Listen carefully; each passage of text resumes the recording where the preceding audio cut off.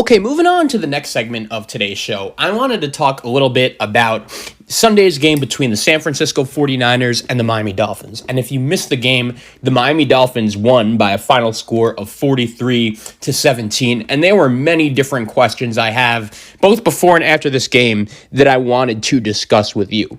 I'll start off by saying this. Going into this game, I believe that this was one the San Francisco 49ers had to have.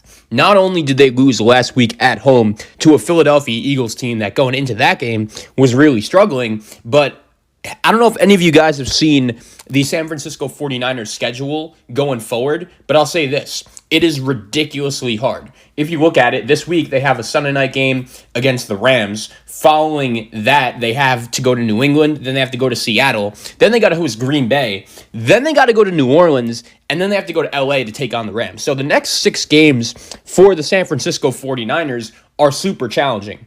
And the reason why I bring that up is because right now, when you look at what exactly this 49er team has done throughout their first 5 games of the season and how their team has played, I think there is actually some concern about this 49er squad, especially given what happened on Sunday.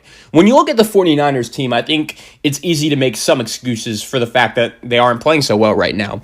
A lot of their team is banged up. I totally understand that. No Nick Bosa, no Solomon Thomas. Jimmy G was finally able to come back on Sunday. George Kittle and Raheem Mostert are back. So San Francisco, they're not 100% healthy, but I do think they are getting relatively healthier. But throughout the first 5 weeks of the season, San Francisco, no matter who their quarterback was or not, has lost about 3 games that, to be honest with you, they should have won.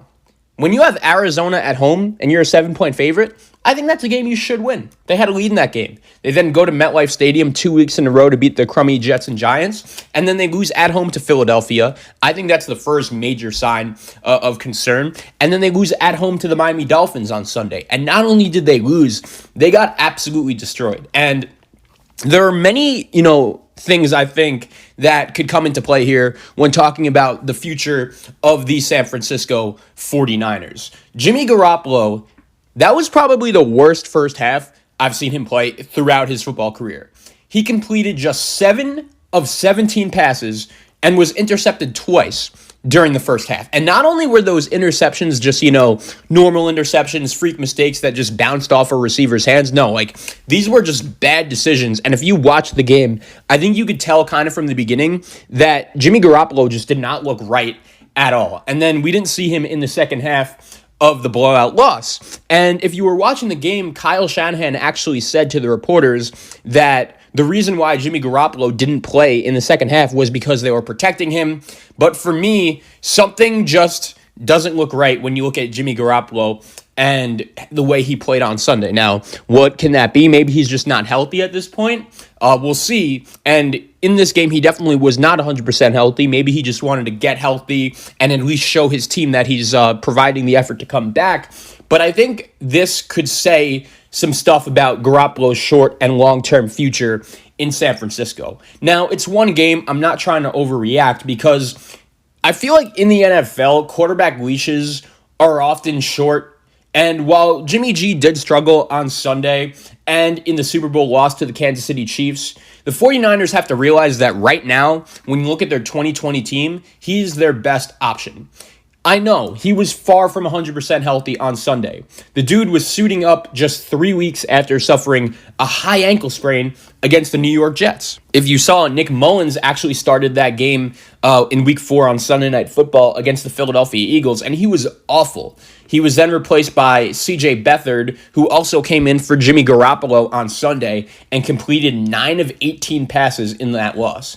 And I think when you look at the San Francisco 49er team, Nick Mullins nor C.J. Beathard is a realistic long-term replacement. They have combined for a career record of 5-15 and almost as many interceptions, 26, as touchdown passes in 28. So for me, what those numbers clearly show is that even though Jimmy Goroppolo really did not play well on Sunday, he is the 49ers' best option. Now, there are problems that could possibly arise from that because when you have a quarterback that you're paying that much money to, that could be a problem. And if Jimmy G isn't the future of the San Francisco 49er team, they are stuck with his contract for a while, which I think could really ultimately hold this team back. And I think right now, when you look at the 49ers, there are some signs to be a little worried.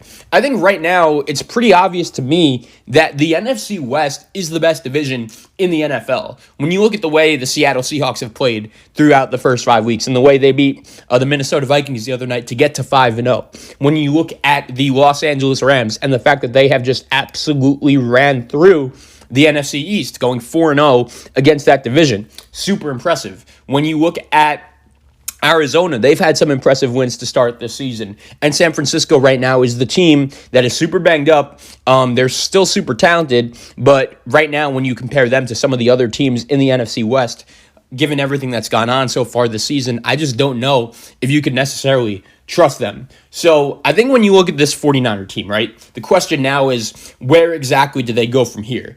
I think when you look at the 2020 San Francisco 49ers, it's Jimmy Goroppolo or bust at quarterback, which I think is fair considering the role he played in getting the San Francisco 49ers to the Super Bowl last year. It's also worth noting that he had 4 touchdowns and 0 picks and a pretty solid passer rating prior, to getting injured week 2. However, I don't think anything should be promised this season. The 49ers have to feel confident he's the guy to roll with, not only this year, but in 2021, once again, because they're paying only $2.8 million of his $26.9 million 2021 salary cap hit that's guaranteed. So I think Jimmy Goroppolo playing on Sunday, was it probably a mistake? Yeah, just because he didn't look healthy and he didn't look right. And the least they could do is make him the starting quarterback for the rest of the season. I don't think if you're a San Francisco 49er fan, you could watch CJ Beathard or Nick Mullen and say confidently that you feel better about those guys as your starting quarterback for the rest of the season than Jimmy Goroppolo. And if you're a 49er fan, I think when you're looking at the way this season has gone so far, it's kind of scary because you knew the first 5 games of the season weren't going to be that hard, especially when you took the fact that Philadelphia going into that Sunday night game was just not a very good football team. Whoever the 49ers quarterback was, that was a game that they really should have won. And now, once again, I'll read out San Francisco's remaining, 7 games. Home against the Rams, at New England, at Seattle, home against Green Bay, at New Orleans, at the Rams, and home against Buffalo. That is a absolutely ridiculous 7-game stretch. And when you are 2-3 right now, I think at minimum, if the 49ers want any shot of making the playoffs, they're going to have to go 4-3 during those 7 games. And when you look at all the 49ers quarterback options right now, one thing I will say that I think should make 49er fans feel a little bit better after listening to this segment of the podcast is the fact that I do think right now your team does have enough talent to at least make the playoffs. And I think if you're a San Francisco 49ers fan, given the start of the season that your team has had, primarily, that should be your number one goal right now, is somehow, some way, can this team just sneak into the playoffs? And once again, given the next 7 games for this 49er team, it's going to be very hard. But at the same time, I do think there are some certain components to the San Francisco 49er team that especially were on the team and present last year that long-term and this season could help them and their chances of winning. I think having guys like Raheem Mostert and George Kittle and Brandon Ayuk and Deebo Samuel back could really help the San Francisco 49er team.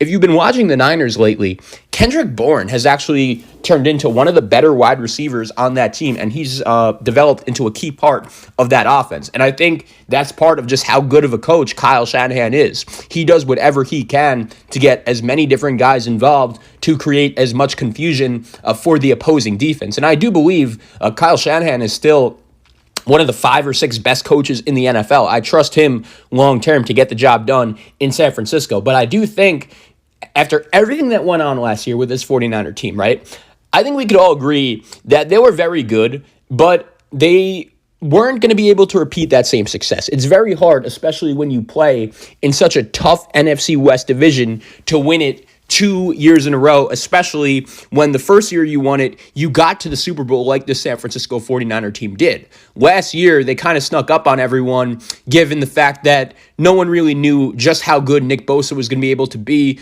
No one knew how dominant George Kittle was going to be able to be. Raheem Mostert has obviously turned himself into one of the better running backs in football. And I do think if you're a 49er fan right now, even though your team is still super banged up and your offensive line just isn't playing very well right now at all, there are some components that as the season goes on, I think your team could be, close to the team they were last year. It also helps that the NFC and AFC as well has added one extra playoff spot to each league. So 7 teams in each league will be making the NFL playoffs. So that is going to be a help as well for San Francisco. But these next 7 games for the Niners are going to be super difficult.